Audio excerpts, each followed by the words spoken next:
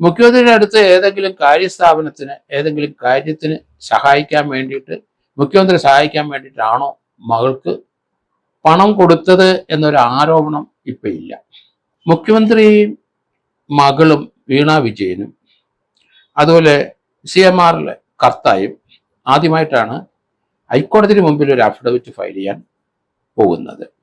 മുഖ്യമന്ത്രിയായിരിക്കുന്ന ഒരു വ്യക്തിക്ക് ഒരു അഫിഡവിറ്റ് മുഖ്യമന്ത്രി എന്ന കപ്പാസിറ്റി കൊടുക്കേണ്ടത് ഹൈക്കോടതിയിലാണ്, അല്ലെങ്കിൽ ഡിവിഷൻ ബെഞ്ചിലാണ്. അതിന് വാദ തടസ്സങ്ങൾ ഉണ്ടാകാം. ഈ സംസ്ഥാനം ഭരിക്കുന്ന മുഖ്യമന്ത്രിയുടെ അവരുടെ അഡ്മിനിസ്ട്രേഷന്റെ ഭാഗമായ KSIDCയിലെ ഷെയറുള്ള ഒരു കമ്പനിയാണ് CMRL. മുഖ്യമന്ത്രി ഒരു അഫിഡവിറ്റ് കൊടുക്കണമോ ഇല്ലയോ എന്നുള്ളതാണ്. ഏത് രീതിയിലാണ് അത് കൊടുക്കേണ്ടത്? നിയമപ്രശ്നങ്ങൾ അതിനകത്ത് ധാരാളം ഉണ്ടെന്ന് എനിക്ക് തോന്നുന്നത്. CMRL പണം എക്സാലോചന കൊടുത്താൽ അതിനകത്തൊരു ഒഫൻസ് ഉണ്ടെന്ന് എനിക്ക് തോന്നുന്നില്ല. വീണ വിജയൻ അഫിഡവിറ്റ് കൊടുക്കേണ്ടി വരും. മുഖ്യമന്ത്രി കൊടുക്കോ ഇല്ലയോ എന്നുള്ള കാര്യം അത് നിയമപ്രശ്നമാണ്. അതിൻ്റെ അകത്ത് ഇന്ത്യൻ സെറ്റിൽമെന്റ് ബോർഡിന്റെ ഉത്തരവിൽ പരാമർശിക്കുന്നവരെ പട്ടിക ഹാജരാക്കാണ് ഹൈക്കോടതി പറഞ്ഞത്. മാസപ്പടി കേസിൽ മുഖ്യമന്ത്രിയെയും മകളും ശ്രീരമാലിന്റെ MDയും അവരുടെ ഭാഗം കേൾക്കണമെന്ന് കേരള ഹൈക്കോടതി ഡിവിഷൻ ബെഞ്ച്. ചീഫ് ജസ്റ്റിസ് അധ്യക്ഷനായ ഡിവിഷൻ ബെഞ്ചാണ് CBIക്ക് കേസ് വിടണം ഇല്ലയോ എന്ന് തീരുമാനമെടുക്കുന്നത്. നേരത്തെ മാധ്യമപ്രവർത്തകൻ MR അജയൻ കേരള ഹൈക്കോടതിയിൽ സിംഗിൾ ബെഞ്ചിൽ ഒരു കേസ് ഫയൽ ചെയ്തു. മാസപ്പടി കേസിൽ CBI അന്വേഷണം വേണമെന്ന്. ആ സിംഗിൾ ബെഞ്ച് അത് ഡിവിഷൻ ബെഞ്ച് കേൾക്കണമെന്ന് ഒരു നിർദ്ദേശത്തോടെ അത് ഡിവിഷൻ ബെഞ്ചിലേക്ക് അയച്ചു. ഡിവിഷൻ ബെഞ്ചാണ് ഇപ്പോൾ മാസപ്പടി കേസിന്റെ ആ CBI അന്വേഷണത്തിന് കൊടുക്കണോ ഇല്ലയോ എന്ന് തീരുമാനിക്കുന്നത്. ഡിവിഷൻ ബെഞ്ചിലെ ചീഫ് ജസ്റ്റിസിന്റെ ബെഞ്ചാണ് ജസ്റ്റിസ് നിതിൻ ജംദാറും ജസ്റ്റിസ് ബസന്ത് ബാലാജിയും അടങ്ങുന്ന ബെഞ്ചാണത്. അവരാണ് ഇക്കാര്യത്തിൽ തീരുമാനമെടുക്കുന്നത്. മുഖ്യമന്ത്രിയും മകളും വീണ വിജയനും അതുപോലെ CMRലെ കർത്തായും ആദ്യമായിട്ടാണ് ഹൈക്കോടതിക്ക് മുമ്പിൽ ഒരു അഫിഡവിറ്റ് ഫയൽ ചെയ്യാൻ പോകുന്നത്. അതിന് പ്രതിവാദ തടസ്സങ്ങൾ ഇനി ഉണ്ടാകാനുള്ള സാധ്യത വളരെ കൂടുതലാണ്. കാരണം ആ ഒരു മുഖ്യമന്ത്രിയായിരിക്കുന്ന ഒരു വ്യക്തിക്ക് ഒരു അഫിഡവിറ്റ് മുഖ്യമന്ത്രി എന്ന കപ്പാസിറ്റി കൊടുക്കേണ്ടത് ഹൈക്കോടതിയിലാണ്, അല്ലെങ്കിൽ ഡിവിഷൻ ബെഞ്ചിലാണ്.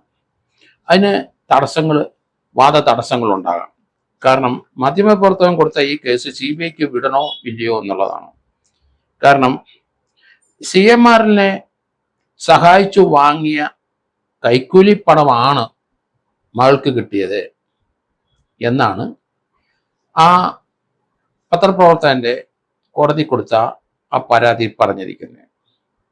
CMRലും അതുപോലെ എക്സാലോജിക്ക്, വീണ വിജയന്റെ എക്സാലോജിക്ക് രണ്ടും രജിസ്റ്റേർഡ് ആയ കമ്പനികളാണ്. കമ്പനികൾ തമ്മിലുള്ള തർക്കത്തിലാണ് സാധാരണഗതിയിൽ കേസുകൾ വരുന്നത്. ഇവിടെ രണ്ട് കമ്പനിക്കും പരാതിയില്ല, രണ്ട് കമ്പനികളും ഒരു തർക്കവുമില്ല. CMRൽ കുറെ പണം എക്സാലോജിക്കിന് കൊടുത്തു. എക്സാലോജിക്ക് കമ്പനിയുടെ ഉടമസ്ഥ മുഖ്യമന്ത്രിയുടെ മകളാണ്. മുഖ്യമന്ത്രിയുടെ അടുത്ത് ഏതെങ്കിലും കാര്യസ്ഥാപനത്തിന് ഏതെങ്കിലും കാര്യത്തിന് സഹായിക്കാൻ വേണ്ടിയിട്ട് മുഖ്യമന്ത്രി സഹായിക്കാൻ വേണ്ടിയിട്ടാണോ മകൾക്ക് പണം കൊടുത്തത് എന്നൊരു ആരോപണം ഇപ്പൊ ഇല്ല. അത് ഇതുവരെ വന്നിട്ടില്ല. പക്ഷെ മുഖ്യമന്ത്രി എന്ന ഫേവർ വാങ്ങിച്ച ആ കൈക്കൂലി പണം മകളുടെ അക്കൗണ്ടിൽ വന്നെന്നുള്ളതാണ് MR അജയനെ കോടതിയിൽ ഇപ്പോൾ പറഞ്ഞിരിക്കുന്നത്. ഇതിനകത്ത് ചില സാങ്കേതിക തടസ്സങ്ങളൊക്കെ പറഞ്ഞിട്ടുണ്ട്. ഇന്ത്യൻ സെറ്റിൽമെന്റ് ബോർഡിന്റെ ഉത്തരവിൽ പരാമർശിക്കുന്നവരെ പട്ടിക ഹാജരാക്കാനാണ് ഹൈക്കോടതി ഡിവിഷൻ ബെഞ്ച് ഇപ്പം പറഞ്ഞിരിക്കുന്നത്. എന്നാൽ ഇത് സമർപ്പിക്കുന്നത് ആദായനികുതി വകുപ്പാണ്, തങ്ങളല്ല. കേന്ദ്ര സർക്കാരിന്റെ ആദായനികുതി വകുപ്പ് വേണം ഇത് സമർപ്പിക്കാൻ എന്ന് ആണ് ഇന്ത്യൻ സെറ്റിൽമെന്റ് ബോർഡിന്റെ അവരോട് പറഞ്ഞപ്പം അവര് കോടതി മുമ്പാകെ സെൻട്രൽ ഗവൺമെന്റ് വക്കീൽ മുഖേന പറഞ്ഞിരിക്കുന്നത്. അതുകൊണ്ട് ഇത് SFIO എന്ന അവരുടെ റിപ്പോർട്ട് നൽകിയത് വീണ വിജയന് എതിരെയും അതുപോലെ തന്നെ കരിമൾ കമ്പനി CMRനെതിരെയും ആ MD എതിരായിട്ടും SFIO ഒരു റിപ്പോർട്ട് കൊടുത്തിരിക്കുന്നു. ആ റിപ്പോർട്ട് എൻ്റെ വിവരങ്ങൾ വേണമെന്നാണ് ഇപ്പോൾ ഹൈക്കോടതി പറഞ്ഞിരിക്കുന്നത്. അതിനകത്ത് ചില സാങ്കേതിക കാര്യങ്ങളും തടസ്സങ്ങളും ഇപ്പം കേന്ദ്ര ഗവൺമെന്റിന്റെ തന്നെ ഭാഗത്ത് നിന്ന് വന്നിരിക്കുന്നു.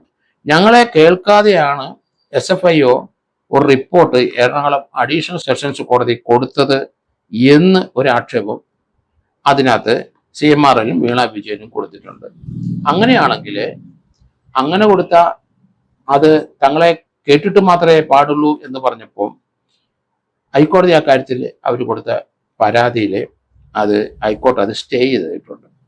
SFIയുടെ ആ റിപ്പോർട്ട് ആ അഡീഷണൽ സെഷൻസ് കോടതി സമർപ്പിച്ചത് തങ്ങളെ കേൾക്കാതെയാണ്, തങ്ങളോട് ചോദിക്കാതെയാണ്. അങ്ങനെ ഒരു റിപ്പോർട്ട് കൊടുത്തത് ഹൈക്കോടതി സ്റ്റേ ചെയ്തു. അവരോട് ചോദിച്ച് അവരുടെ ഭാഗം കേട്ടിട്ട് വേണം കൊടുക്കാൻ എന്നുള്ളതാണ്. അതുകൊണ്ട് ഇപ്പം വന്നിരിക്കുന്നത് കമ്പനികൾ തമ്മിൽ ഇതിനകത്തൊരു തർക്കമില്ല.